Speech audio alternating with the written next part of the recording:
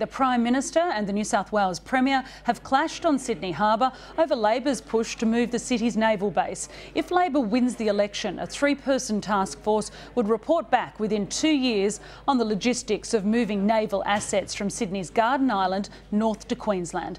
Barry O'Farrell says the idea is a thought bubble.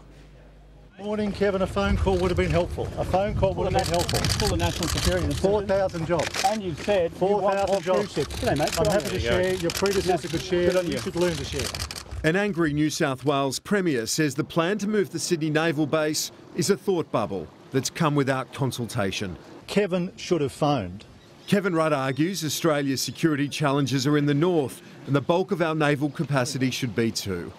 Planning ahead to make sure that we have the bases ready, the naval equipment ready, the defence assets ready to deal with the contingencies of the future. The Prime Minister believes it makes strategic sense and there's a capacity issue as well. There is a lack of real estate here in terms of your ability to berth every ship that needs to be berthed here. Mr O'Farrell seems to have a very short-term memory. He was saying not long ago, in fact only last year, that the cruise ship industry here in Garden Island needed more and more access to these facilities here.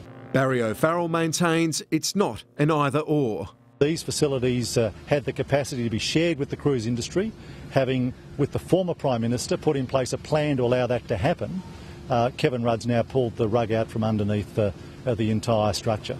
The opposition points out the Defence White Paper just 3 months ago said the reweighting of the Navy North should not happen, in part because of the multi-billion-dollar cost. Any change in the basing of our naval forces should be driven by military imperatives, not by political imperatives. It's not just the opposition that has concerns.